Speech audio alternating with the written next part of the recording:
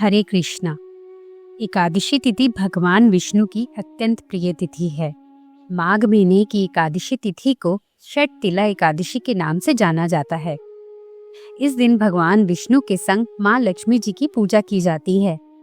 जो लोग षटतिला एकादशी का व्रत करते हैं, उन्हें षटतिला एकादशी की व्रत कथा का पाठ अवश्य करना चाहिए, वरना पूजा का पूर्ण फल प्राप्त नहीं होता। तो चलिए षटतिला एकादशी की व्रत कथा को सुनते हैं। भगवान श्री कृष्ण के श्रीमुख से एकादशियों का महात्म सुनकर श्रद्धा पूर्वक उन्हें प्रणाम करते हुए अर्जुन ने कहा, हे केशव, आपके श्रीमुख से एकादशियों की कथा सुनकर मुझे असीम आनंद की प्राप्ति हुई है। हे मधुसूदन, कृपा कर अन्य एकादशियों का महात्म सुनाने की भी अनुकंपा करें। श्री कृष्ण बोले, हे अर्जुन, अब मैं माघ मास के कृष्ण पक्ष की षटतिला एकादशी की व्रत कथा सुनाता हूँ। ध्यान पूर्वक सुनो। एक बार दालभ्य ऋषि ने पुलस्त्य ऋषि से पूछा, हे महाराज, पृथ्वी लोक में मनुष्य ब्रह्म हत्या आदि महान पाप करते हैं, पराये धन की चोरी तथा दूसरे की उन्नति देखकर ईर्ष्या करते हैं, साथ ही अनेक प्रकार के व्यसनों में फंसे रहते हैं, फिर भी उनको नरक प्राप्त नहीं होता। इसका क्या कारण है? वे जाने अनजाने में ऐसा कौन सा दान पुण्य करते हैं जिससे उनके पाप नष्ट हो जाते हैं? यह सब कृपा पूर्वक आप मुझे बताइए। पुलत्स्य मुनि कहने लगे, हे महाभाग, आपने मुझसे अत्यंत गंभीर प्रश्न पूछा है। इससे संसार के जीवों का अत्यंत भला होगा। इस भेद को ब्रह्मा, विष्णु, रुद्र तथा इंद्र आदि भी नहीं जानते, परंतु मैं आपको यह गुप्त तत्व अवश्य बताऊंगा। उन्होंने कहा कि माघ मास लगते ही मनुष्य को स्नान आदि करके शुद्ध रहना चाहिए। इंद्रियों को वश में कर काम, क्रोध, लोभ, मोह, अहंकार, ईर्ष्या तथा द्वेष आदि का त्याग कर भगवान का स्मरण करना चाहिए। पुष्य नक्षत्र में गोबर, कपास, तिल मिलाकर उनके कंडे बनाने चाहिए। उन कंडों से 108 बार हवन करना चाहिए। उस दिन मूल नक्षत्र हो और एकादशी तिथि हो तो अच्छे पुण्य देने वाले नियमों को ग्रहण करें। स्नान आदि नित्य क्रिया से निर्वृत्त होकर सब देवताओं के देव श्री भगवान का पूजन करें और एकादशी व्रत धारण करें। रात्रि को जागरण करना चाहिए। उसके दूसरे दिन धूप, दीप, नैवेद्य आदि से भगवान का पूजन करके खिचड़ी का भोग लगाएं। तत्पश्चात पेठा, नारियल, सीताफल या सुपारी का अर्घ देकर स्तुति करनी चाहिए। स्तुति इस प्रकार है, हे भगवान, आप दीनों को शरण देने वाले हैं, इस संसार सागर में फंसे हुओं का उद्धार करने वाले हैं।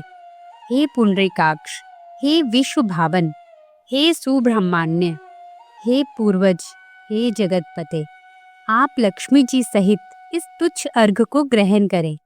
इसके पश्चात जल से भरा कुंभ अर्थात घड़ा ब्राह्मण को दान करें तथा ब्राह्मण को शामा, गो और तिल पात्र देना भी उत्तम है।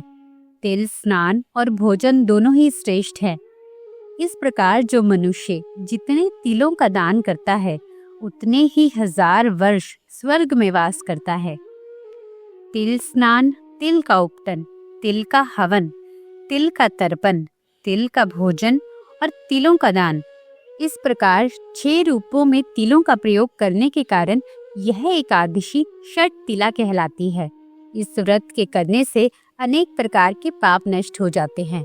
इतना कहकर पुलत्स्य ऋषि कहने लगे कि अब मैं तुमसे इस एकादशी की कथा कहता हूँ। एक समय नारद जी ने भगवान श्री विष्णु से यही प्रश्न किया था और भगवान ने जो षटतिला एकादशी का महत्व नारद जी से कहा, सो मैं तुमसे कहता हूँ। भगवान ने नारद जी से कहा कि हे नारद जी, मैं तुमसे सत्य घटना कहता हूँ, ध्यान पूर्वक सुनो। प्राचीन काल में मृत्यु लोक में एक ब्राह्मणी रहती थी। वह सदैव व्रत किया करती थी। एक समय वह 1 महीने तक व्रत करती रही, जिस कारण उसका शरीर अत्यंत दुर्बल हो गया। यद्यपि वह अत्यंत बुद्धिमान थी, तथापि उसने कभी देवताओं या ब्राह्मणों के निमित्त अन्न या धन का दान नहीं किया था।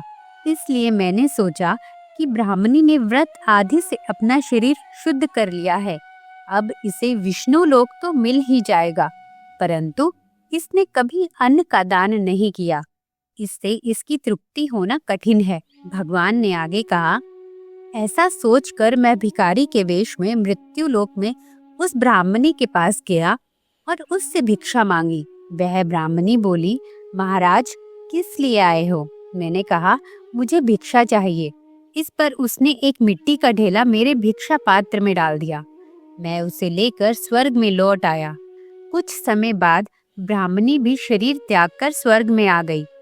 उस ब्राह्मणी को मिट्टी का दान करने से स्वर्ग में सुंदर महल मिला, परंतु उसने अपने घर को अन्न आदि सभी सामग्रियों से शून्य पाया।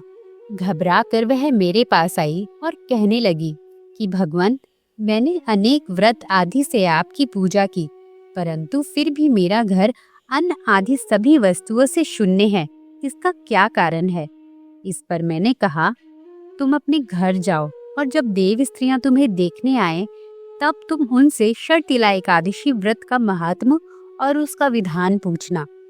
जब तक वे ना बताएं तब तक द्वार नहीं खोलना। प्रभु के ऐसे वचन सुनकर वह अपने घर गई और जब देव स्त्रियां आईं और द्वार खोलने के लिए कहने लगी, तब उस ब्राह्मणी ने कहा, यदि आप मुझे देखने आई हैं तो पहले मुझे षटतिला एकादशी का महात्म बताएं। तब उनमें से एक देव स्त्री ने कहा, यदि तुम्हारी यही इच्छा है तो ध्यान पूर्वक श्रवण करो। मैं तुमसे एकादशी व्रत और उसका महत्व विधान सहित कहती हूँ। जब उस देव स्त्री ने षटतिला एकादशी का महत्व सुना दिया, तब उस ब्राह्मणी ने द्वार खोल दिया। देव स्त्रियों ने ब्राह्मणी को सब स्त्रियों से अलग पाया। उस ब्राह्मणी ने भी देव स्त्रियों के कहे अनुसार षटतिला एकादशी का उपवास किया और उसके प्रभाव से उसका घर धन धान्य से भर गया। अतः हे पार्थ, मनुष्य को अज्ञान को त्याग कर षटतिला एकादशी का उपवास करना चाहिए। इस एकादशी व्रत के करने वाले को जन्म जन्म की निरोगता प्राप्त हो जाती है। इस उपवास से मनुष्य के सभी पाप नष्ट हो जाते हैं।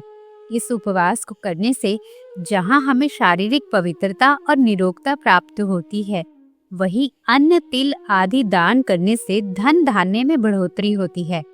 इससे यह भी सिद्ध होता है कि मनुष्य जो और जैसा दान करता है, शरीर त्यागने के बाद उसे वैसा ही फल प्राप्त होता है।